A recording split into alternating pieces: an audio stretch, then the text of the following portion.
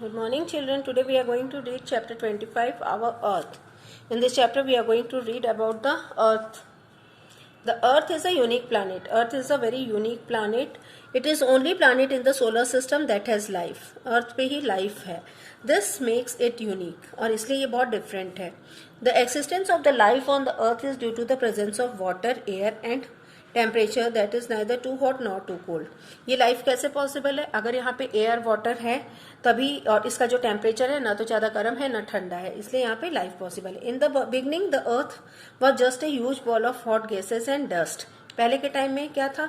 ये एक अर्थ क्या था? एक हॉट बॉल था जिस गैसेस का और डस्ट का. It was spinning very fast और ये बहुत उछल उछल के चलता था. As it kept spinning, the gases slowly cooled down. और जैसे जैसे ये बहुत मूव करता था, स्पिन करता था, तो जो गैसेस थी वो सब कुछ कूल हो गई, ठंडी हो गई इसमें. And the surface of the earth became cold and hard and solid. तो इसका जो सरफेस था अर्थ का वो कैसा हो गया? कोल्ड हो गया, हार्ड हो गया और सॉलिड बन गया.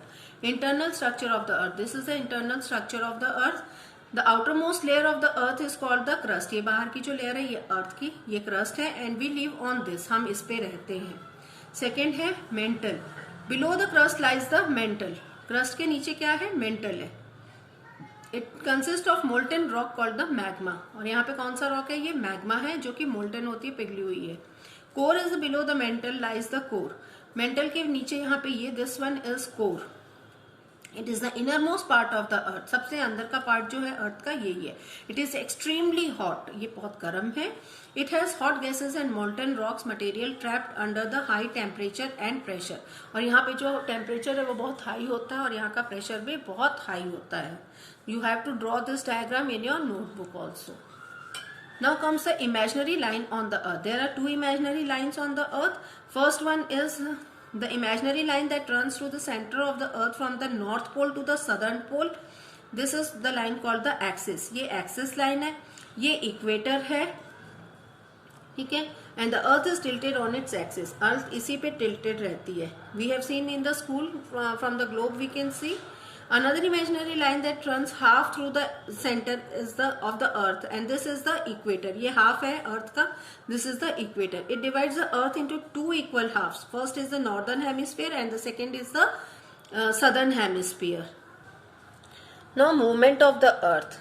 In this we will learn about the two things, the rotation and the revolution. Have you observed the top spinning? ये देखो लट्टू को घूमते हुए देखा. It spins around like passing lines through the center. Similarly the earth spins around on its axis. इसी तरह से अर्थ भी अपनी एक्सिस पे मूव करते रहती है. The spinning of the earth around its own axis is called the rotation. ये जो स्पिनिंग ऑफ अर्थ है वो होता है रोटेशन. और अर्थ को एक रोटेशन कंप्लीट करने में 24 आवर्स लगता है या 1 डे लगता है, ठीक है. And the rotation of the earth causes day and night. और रोटेशन से डे एंड नाइट होता है. रिवॉल्यूशन क्या होता है? जब movement of the earth around the sun is called revolution. एक रिवॉल्यूशन को कंप्लीट करने में 365 डेज या 1 आवर लगता है. 365 डेज एंड 6 आवर्स लगता है या 1 ईयर लगता है. और ये इसके कारण जो रिवॉल्यूशन होता है, इनके कारण क्या होता है? सीजन्स चेंज होते हैं. Okay, now comes the day and night. At the time only half of the earth faces the sun. एक टाइम में हाफ ऑफ द अर्थ ही सन के साइड फेस करता है. जो पार्ट सन को फेस करता है वहां पे डे होती है और जहां पे सन की लाइट नहीं पड़ती वहां पे नाइट होता है.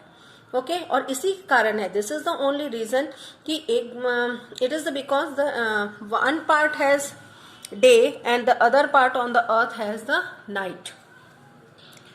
It is because that the earth when it is day in India, it is night in America.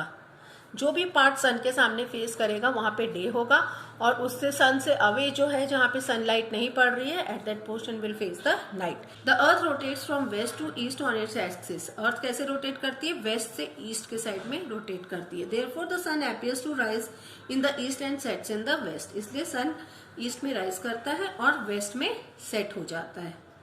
Now comes the season. The tilted axis of the earth on its revolution around the sun causes seasons. अभी बताया था मैंने आपको revolution के कारण seasons change होते हैं.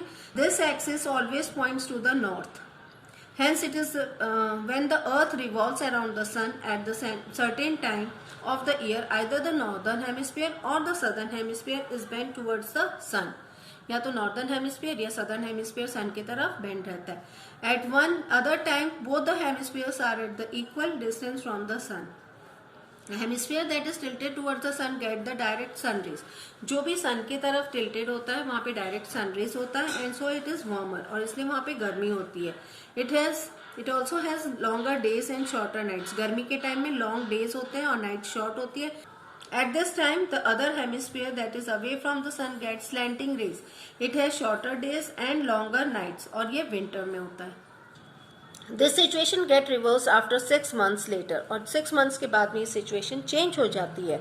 When we take an example of India and New Zealand, we find that when India has winter, New Zealand has summer. We have two other seasons, spring and autumn. ये और भी seasons है, spring and autumn. These seasons are experienced when both the hemispheres are at the equal distance from the sun. When the northern hemisphere has autumn, और उसी time southern hemisphere पे spring होता है. This situation gets reversed after 6 months. So this was the chapter. Just go through it. Thank you.